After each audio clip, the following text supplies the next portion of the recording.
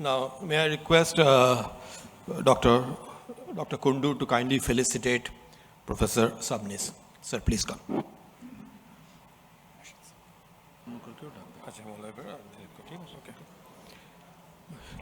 Now we shall proceed on to the next oration, Professor Kumar Kanti Ghosh Memorial Oration.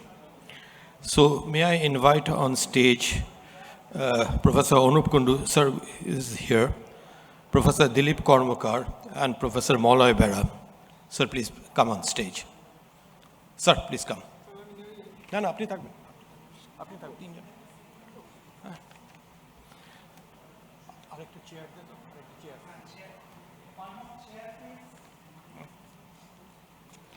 And our speaker for this occasion is Dr. Ranjit Kumar, Professor Ranjit Kumar Das. Sir, please come on stage again.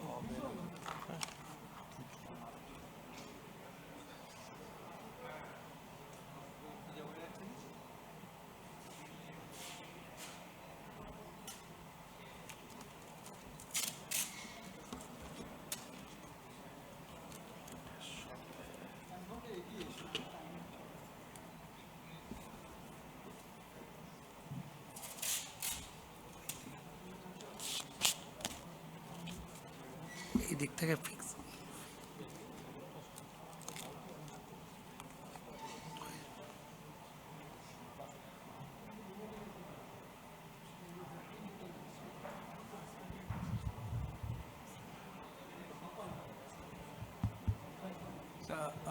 we can start now this Professor Kumar Kanti Ghosh Memorial Oration 2021.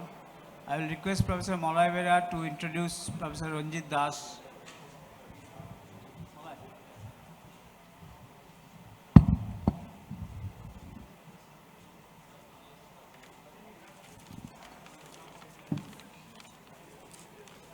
সবাইকে নমস্কার।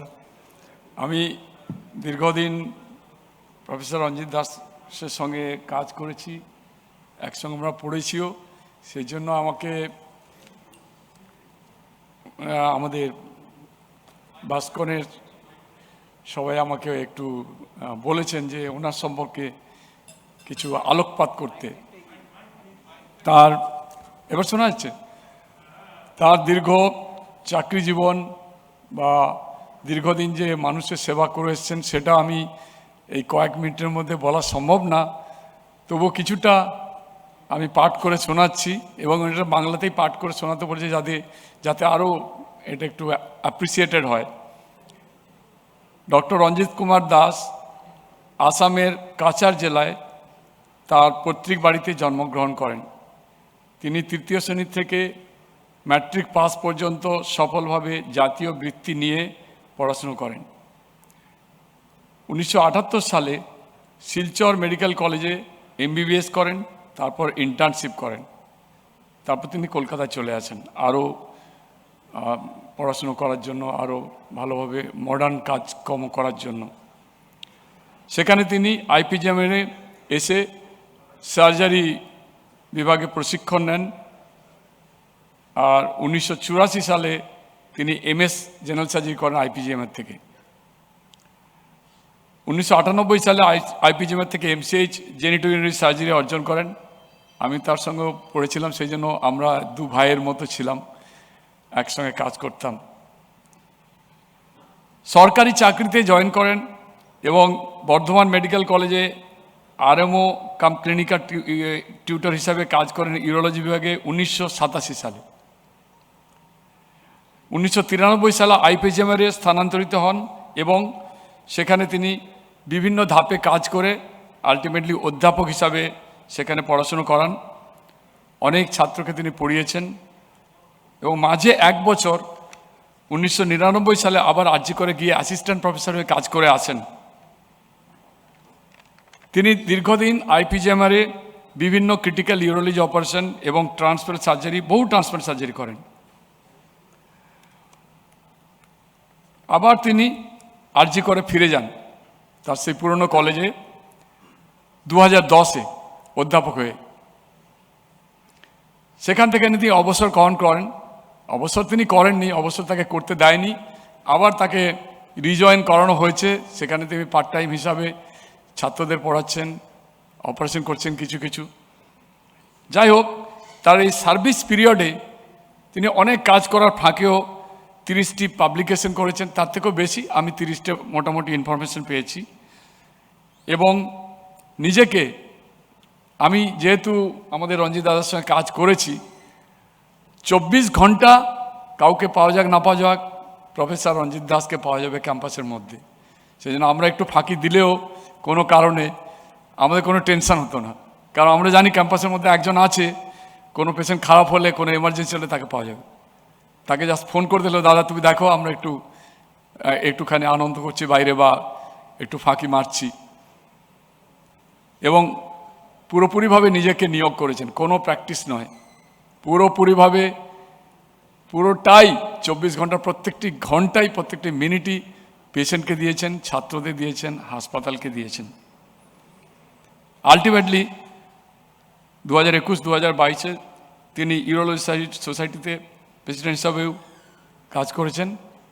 এই বলে আমি আমার ছোট্ট বক্তব্য শেষ করছি। আমি ডেকে নেব। এবার আমি আমাদের সবার ভালোবাসার দাদা, সবার প্রিয় প্রফেসর রঞ্জিত দাসকে বলার জন্য রাখছি।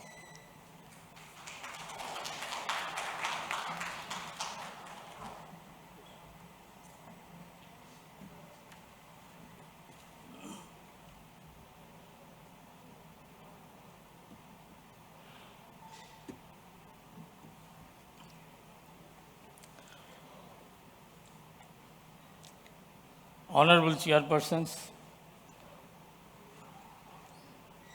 and President of the USI, President of the BUS, Professor Kundu, on the dais, most acclaimed teacher, academician, USI President, Professor Sabnis, distinguished seniors, colleagues, and my teacher friends. Namaskar. Very good afternoon to you all. শুরুতেই আমি আজকের chairman professor বেরাকে ধন্যবাদ জানাই।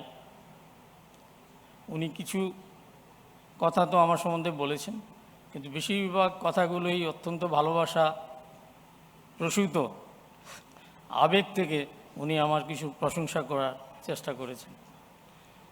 তার জন্য আমি খুবই গর্বিত এবং হৃদয় থেকে ডক্টর বেরাকে ধন্যবাদ জানাচ্ছি। Next, it is my bounden duty to thank our Honorary Secretary, Dr. Gopal Krishna, and all the members of the Bengal Urological Society for giving me the honor for delivering Professor Kumar Kanti Ghosh Memorial Oration at the BUSCON 2021. I am indeed grateful to you all. While inviting me for the oration, Dr. Gopal added a rider with the request that the talk should be on some philosophical topic beneficial for the juniors. A very difficult proposition for me. I felt dizzy for a few days. Bereft of any formal knowledge of philosophy, finding no other way, I decided to open my mind and do some frank speaking on my thoughts, trials, and tribulations that shook my inner self during my professional years, and prepared this talk principally for the juniors. For God's sake, please do not consider me that I am holier than thou.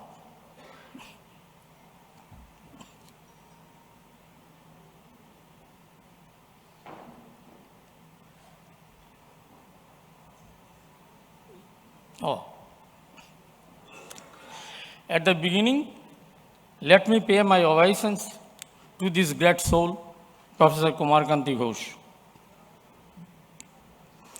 Professor Kumar Kanti Ghosh graduated from Calcutta Medical College in 1931.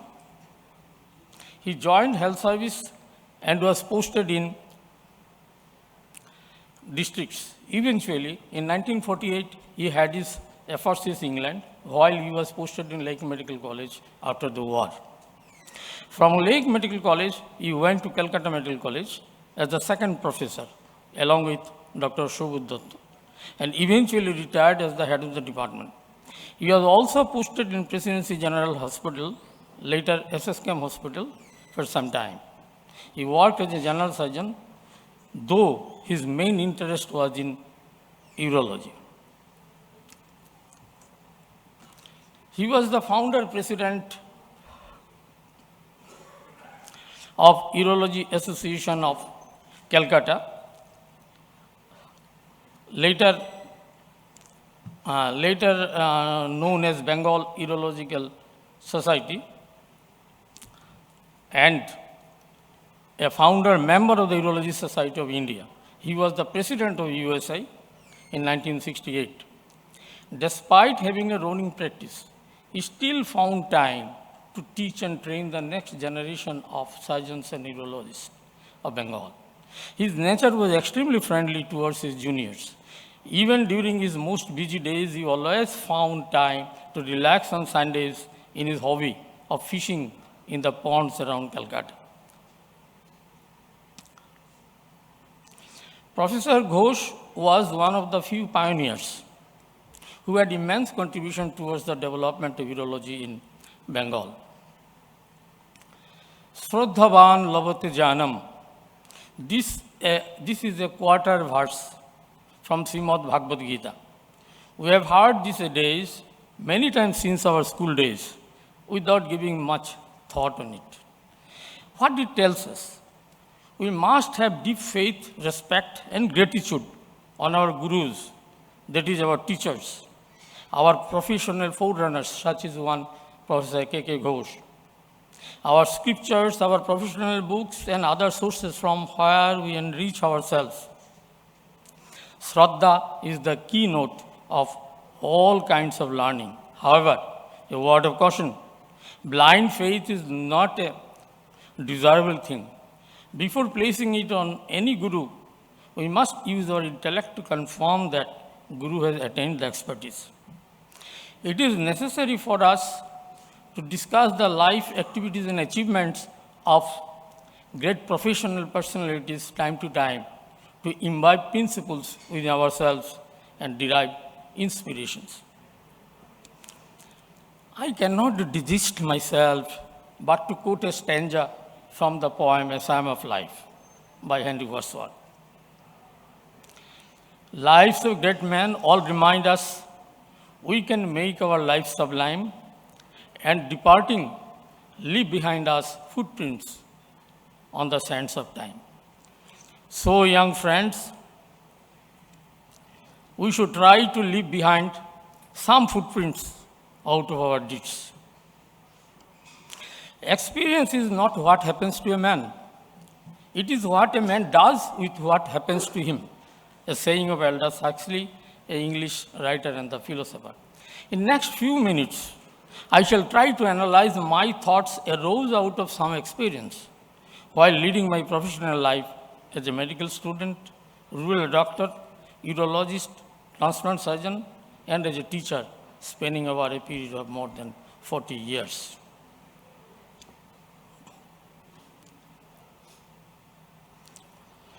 In my first class of pre-medical course, which was being conducted in the General College, GC College, Silchar, Sri Haripada Bhattacharya, the then principal of that college, came to greet us.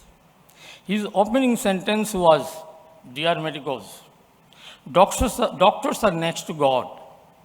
God has created us, the human beings, and you are being given the responsibility of its maintenance and servicing and to prevent its premature malfunctioning."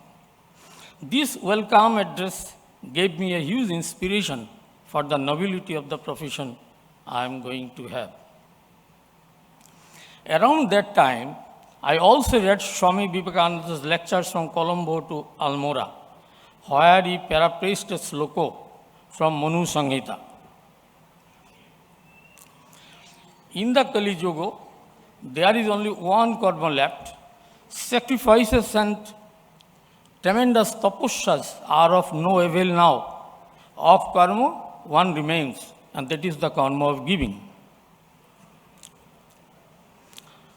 And of this karma of giving, Swami Vivekananda continues, the gift of spirituality and spiritual knowledge, that is the dharmadan, is the highest. The next gift is the gift of knowledge, vidyadan. Next is the gift of life, prandan. And the fourth is the gift of food, annadan. These philosophical high ideals further boosted my young mind. My mind became full of gratitude towards Almighty, because at least I am being given an opportunity to serve the humanity as a third category, if not possible as a second best category of giver. I remained elated with these noble thoughts for many years of my professional life. But the shocker that shattered my high spirit came from a book named Vyasa Gita, where I found a few slokas very derogatory for our profession. Specific one I quote. Subarnakara Shailusha Vyadha Baddha Aturusya Cha Chikitsakasya Chaivannang Pungstalla Dambhikasya Cha. Here, Vyasa was advising the Munis, sages, not to take anno, that is food, from persons of some occupations, namely goldsmith, dancer, hunter, convicted person, sick people, egoist, weapon seller, immoral woman, etc. In fact, he characterized about 40 types of occupations and people whose anno is impure. Among them, alas, Chikitsaka was one category of people whose anno is not pure. It was a very sad moment for me. I was finding no reason why we are being blacklisted. Where is our fault? These verses are a terrible indictment on our most dignified profession. Suddenly, someone hurled me from the status of near God to the very dust of the earth. My mind remained preoccupied with this upsetting thought for many years, until I read Sri Ramakrishna Kathamrita, where Sri Ramakrishna Paramahansa commented on doctor's profession.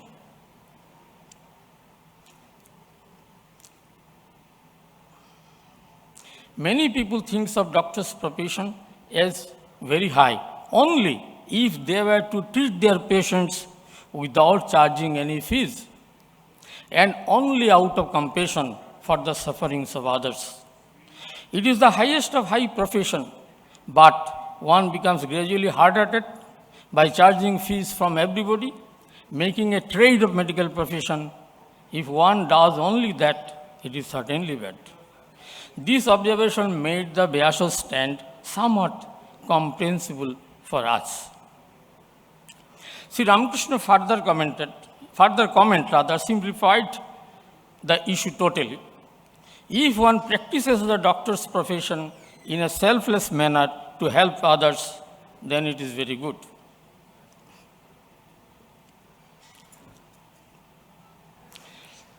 But question arises, should we not earn? Then how will we maintain our family and ourselves? Answer to that vexed question may be found in our ancient medical literature. We have been blessed with a glorious code on medical ethics conveyed through Charaka Samhita, Sushruta Samhita, and Velo Samhita, written around 600 BC. This code embodied the fundamentals of clinical practice. According to Charaka Samhita, medicine is to be practiced for attaining anugrahartha praninam, benefits for all. Arakshartha rajvai, protection from royals, government. Vrithartha, earning livelihood. And fourth is the dharma artha kama parigrahartha, for virtue, wealth, and pleasure. Dharma means virtues which can be attained by treating individuals who have spiritual knowledge, who practice and propagate righteousness, and others like parents, friends, and Gurujano, means teachers and elders. By treating them, we earn virtue, not money. Artha Shukapahara Nimitta. That means wealth for comfortable life. One can earn wealth and protection by treating Boshumot, that is kings and royals, and other wealthy individuals. Kamo, one can draw pleasure by the respect shown to him by learned people, by his ability to protect others, and by keeping his beloved ones free from disease. So it appears that our income should be from wealthy people only who can pay, but maintaining our commitment for Anugrahartha Praninam, benefits for all. Modern society is a complex one. Nothing can be taken as straightforward. Some of us are having own private practice. Some are freelancer. They have the discretionary power in charging fees. But those who are working in private or corporate institutions, they may not have that liberty. At times, in spite of our best intentions, we cannot practice with discretion. We have to maintain uniformity in charging fees. So what is the way out for this group of doctors? Going by our ancient literature, charity is the answer. Rigveda says, Shatahasta samahara sahasrasta sankira, earn with hundreds of hands and donate with thousands of hands. In Vedas, service, charity, and benevolence have been assigned the highest position in our religion. Our earning should be with all righteousness, and charity also deserves certain qualifications. The Bhagavad Gita says there are three kinds of charity. Tamosika charity, performed on an impulse without good grace and to undeserving persons. Rajasika charity is what a man does for his own glory, with the object of getting service or reward in return. And Sattvika charity is given with a sense of duty to deserving persons, from whom no return is expected. In Upanishad 2, we find certain advices on how to do charity. These are Sadhyayadayam, do charity with Shraddha, that is respect. Asraddhayadayam, if you cannot do the charity with Shraddha, then do not give. Sriyadayam, do charity adequately as per your capability. Hriyadayam, do charity with all humbleness. Bhiyadayam, do charity with all caution so that recipient is not hurt. Sangvidadayam, do charity with goodwill, sensitiveness. Earn with integrity, spend with compassion. A pearl of wisdom from Radhanath Swami, an American author and social activist. In our ancient literature, ethical principles are articulated very clearly. While fair earning was not restrained, the physician was constantly reminded that primary goal was not wealth for self and family, but the care of the ailing people. In 1979, on completion of my internship training, I left Silchar and came to Calcutta, the then heaven of surgery, to become a surgeon. Ramakrishna Mission Sabha Pratishthan gave me the first foothold. I joined as house surgeon in the department of orthopedics, but I could remain there only for 1 month. Destiny had some other design. Otherwise, how could I come to urology? Professor Vishweshan was the head of the department. He was a renowned teacher and a surgeon who had evolved a new technique of treating trochanteric fractures by a long IM nailing, putting through a small incision through the medial condyle of the femur under image intensive fire. One day, one such patient was posted. Patient was enjoying very good health. I think his body weight was more than 200 pounds. At that time, orthopedic table was not there, not available there. Professor Shen, making a proper position of the leg, asked me to hold it. After a few minutes I found it impossible to hold it any further in that position. My hands started trembling. Tears also started pouring out of my eyes. Somehow operation was ended uneventfully. After the OT hours, Professor Shen summoned me to his chamber and told me, "You see, Dr. Dash, I think you need some general surgical training. Get yourself trained in general surgery first. And afterwards, if you want to do orthopedics, come to me, I shall accommodate you." At that time, there was no vacancy in surgery in that institute, so I shifted to SSKM Hospital. In general surgery, it was a very easygoing life, no need of weightlifting. Happily, I passed next 25 years of my life, forgetting completely the problem of my physical weaknesses. 25 years later, from that incident, I started practicing laparoscopic surgery under guidance of Professor Moloy Vera. Incidentally, he is now on the chair. But I noticed after about half an hour of doing laparoscopy, my arms and shoulders started aching. I realized I am not fit enough for laparoscopic surgery. In the meantime, I developed diabetes also. Now I realize the importance of good health. Why it is said, health is wealth. Shariromadham kholu dharma sadhanam. This aphorism we all know from our school days. This do not require any further elucidation. AIMS New Delhi already incorporated this motto in their emblem also. Our physical body is the only means of performing all our duties. But all along I neglected this basic truth of life. Since then, I started insisting on all my students to do regular exercises and to join gym of nearby locality. Unless we have good physical health, strong neck and shoulder muscles, we cannot perform endoscopic and laparoscopic surgery well. We cannot sustain the physical stresses of prolonged surgery or other professional work.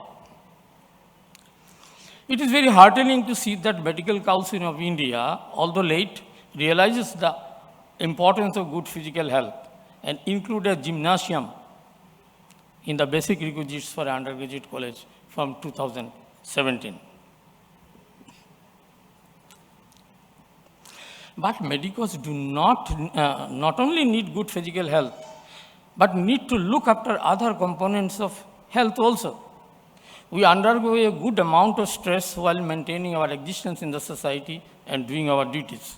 I am sure in near future, National Medical Commission will also feel the need to include yoga, pranayama, meditation, counseling, and other methods in the curriculum to strengthen our medicos' mind to withstand future onslaught of professional and other stresses. In 1987, I began my urology career as a tutor in Burdwan Medical College, a rural-based medical college. One an elderly patient came to the urology OPD with a blocked inguinal catheter. Urinary bladder was palpable. In OPD room, I removed the blocked catheter and catheterized the bladder with a new one and blocked the catheter end with a rubber band, fearing soiling of the OPD room. It was my observation that due to poverty and also possibly for convenience to work with catheter, most patients did not like urine bags. After blocking the catheter end with the rubber band, I asked the patient to go outside and empty the bladder by removing this. I am pointing the rubber band and ask him to come back again.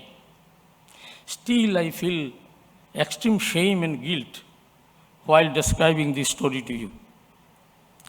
After a while, the old man reported to me, catheter in his hand, with intact inflated balloon, blood smeared, drops of blood dribbling from the meatus. What a horrible and gory scene one can imagine. I was totally shocked and anguished for my stupidity.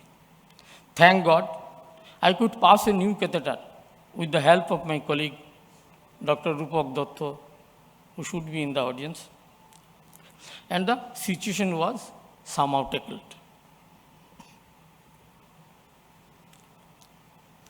Can you think of quantum of pain the patient withstood while forcefully removing the catheter? From where patient got this strength? I am sure it is the deep trust on his doctor, although he was not worthy of it. We should recognize the sacred trust that has been reposed on us and reciprocate through our actions of giving back and live by the same values. When mistrust, legal cases, physical attacks against the doctors are rampant in urbanized society, patients of rural India still trust their doctors wholeheartedly and place their lives unhesitatingly under his care. They still consider doctors as God. Hence, we should take as much care of every patient as we would take for our own family members. It is our holy duty to honor this trust and regenerate the lost trust through our more transparent and sensible practices. Next question is why this mishap happened? It is the communication failure on the part of the young doctor. Here the doctor managed the patient efficiently, but very mechanically. He did not take into consideration of the patient's age, socioeconomic background, intelligence levels. Just treated the patient as if he is a case. Proper communication, the very key word in physician-patient relation, is missing here.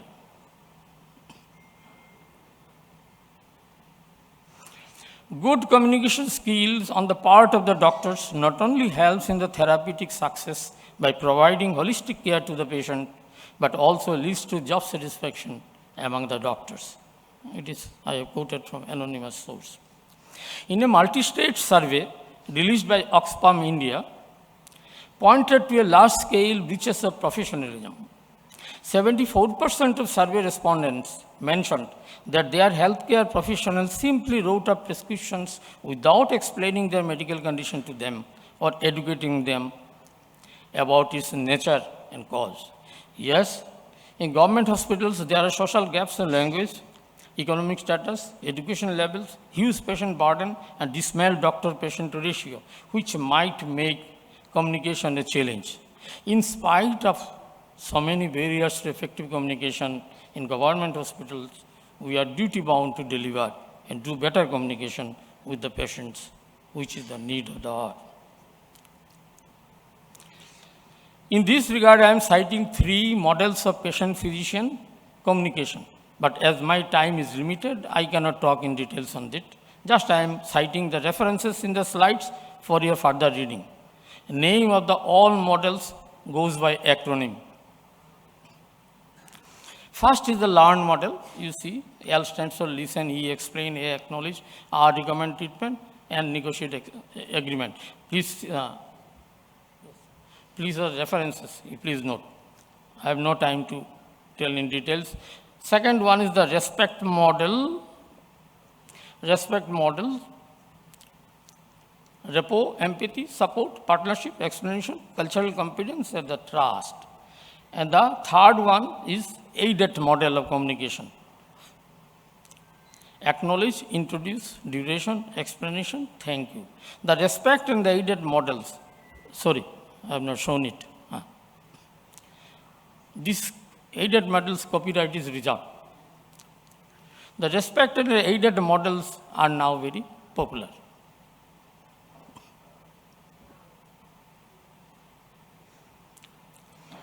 Realizing the importance of communication and ethics, again, although late, Medical Council of India incorporated this new subject, Attitude, Ethics and Communication, in the MBBS curriculum from 2018. And all these 15 philosophical components of medical profession will be dealt in this subject AE to come. I am sure this character building endeavor for our future medicals will revolutionize the medical education in our country. It is very timely, relevant, and need-based decision. My first posting as consultant urologist was in Arjikar Medical College in 1999. In my first OPD clinic, I saw an old, very fragile-looking patient came for change of his indwelling catheter. Dr. Kanti Mandal RMO of that time, he is also in the audience, informed me that the patient, he is a patient of BPH and he is attending our OPD for last around 3 years for catheter change, and he thrives on begging. Out of pity and compassion, I thought, let me start my urology consultant's career with this patient. We talked to his daughter. She was the only relative. We assured her that we will arrange all necessary requisites, medicines, disposable, etc. for the operation. She need not to have purchased anything. So they gladly agreed and consented for the operation. Patient was admitted and open prostatectomy was done. At that time, discectoscopy was not available there. I became very happy and satisfied, and so was the patient. From the postoperative day 2, I noticed that patient was too weak to sit. Over the next few days, he developed 2 bed sores over his buttocks, gradually increasing size and depth. Pelvic bones got exposed. What to do? I became puzzled.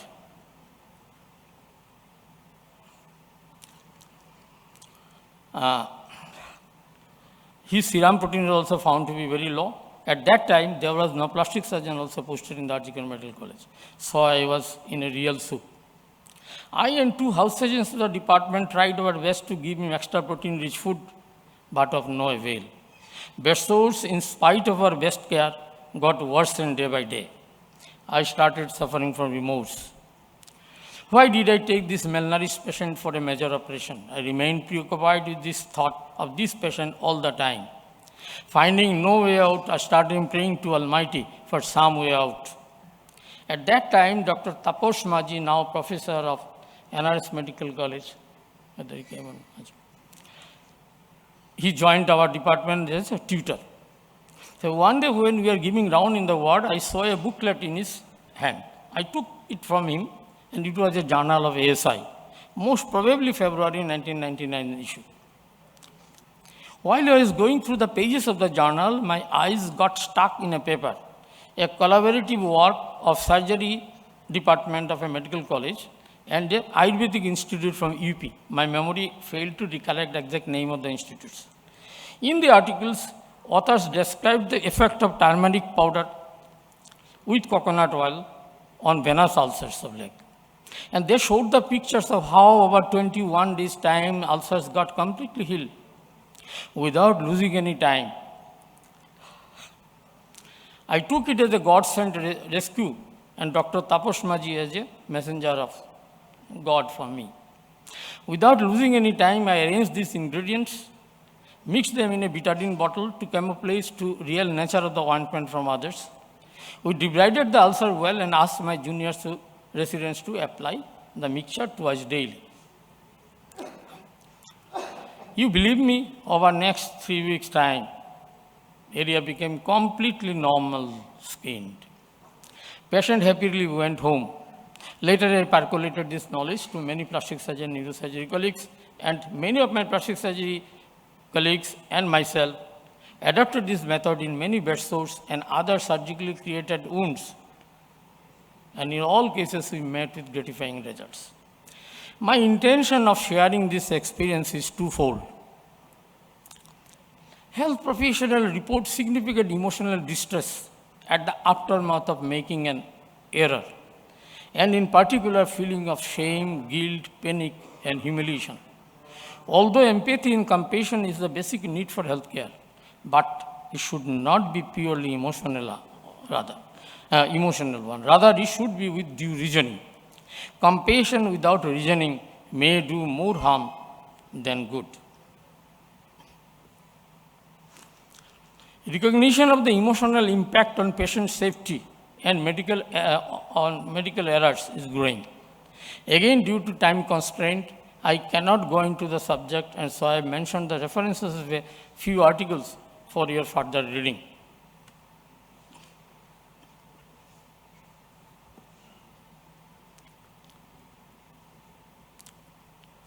And coming back to the second lesson of the story is, God helps those who help themselves. This proverb tells us that when your heart is pure and your intention sincere, the Almighty has a way of making sure that everything works out for you. Every action when done with sincere karuna will have an honest and truthful outcome, a saying of His Holiness Dalai Lama. When our intentions are honest and pure, when we speak or act with selflessness and love, the feedback and returns are unbelievable and immense. I am probably overstepping my time, so I will place another pebble from my collection and then stop. It is around 2004, while working in IPGMR Kolkata. One day I went for evening round. From the entrance of the female ward, I noticed a young girl of 24 years who came from Tripura to donate kidney for her elder brother, sitting on her bed, and she was surrounded by almost all other female patients of the ward. She was telling something non-stop to them, and all are listening to her very intently. I observed, rather enjoyed the scene for a few minutes from the distance. Then I entered the ward, and obviously all dispersed. I went to the girl and inquired her, "What lectures you were giving so long?" Unperturbed, very plainly she answered, "I am discussing Srimad Bhagavad Gita," showing the book from her lap. Being little amused, I asked her, "Tell me, which sloka of Bhagavad Gita you think is the best?" I was expecting some verses which depict total surrender to Lord. But to my surprise, instantly, with beaming confidence in her face, she replied, "It is the last sloka of Bhagavad Gita." Very amazing. I could never think that this verse is so important. This sloka did not come from the Lord Krishna's mouth. Rather, it is the observation by the clairvoyant reporter Sanjay. Let us see through this girl's mind what is that sloka. Jatra Yogeshwara Krishna, Jatra Partho Dhanurdhara, Tatra Sri Vijaya, Bhutir Dhruva, Nitir Mutir Mama. Wherever is the Lord of Yoga, Sri Krishna, wherever is Partho, wielder of the bow, there are prosperity, victory, expansion, and sound policy. Such is my conviction. If Almighty's blessings are with us, and if we are like Arjuna, skilled, well-trained, and equipped with all necessary gadgets and equipments, then we can be best assured that prosperity, victory, glory, and righteousness will be with us. Now question remains, we can receive good training, acquire skills for ourselves, arrange for necessary equipments, but how can we have Almighty's blessings? I dare not to answer the question. It is beyond my capacity. But one thing I can tell you, if we ask our mind, we might get the answer. We may invoke Swami Vivekananda here. Jive prem kore jeijon seijon seviche Ishwar, who loves all beings without distinction. He indeed is worshipping best his God. If we practice with loving kindness, compassion, empathy for our patients, and with all righteousness, surely Almighty's blessings will be with us. Now it is time for me to stop. So in conclusion, I like to say,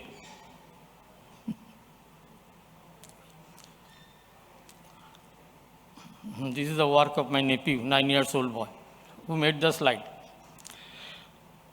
So, as a conclusion, knowledge is the powerhouse of a successful professional.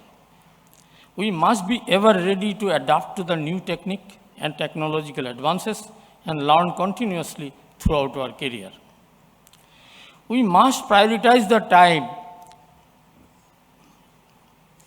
for our health and try to maintain a positive and physical and mental health. We should not forget the very essence of our profession, which is sincere service with competence, compassion, reliability, dependability, and good communication. Technical superiority and financial success can make us a very successful performer. But to become a successful professional, we have to feel the pain and sufferings of helpless sick people around us. Sarve Santu Niramaya, may all be free from disease. It is the motto of my alma mater, Shiljor Medical College. Thank you once again for your.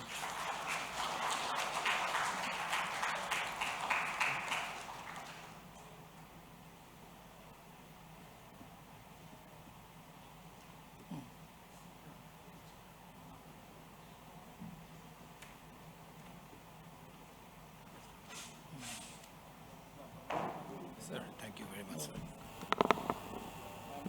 Now, may I request Professor Dilip Kormakar, Professor Kundu to kindly felicitate Professor Das. Thank you very much, sir. Sir.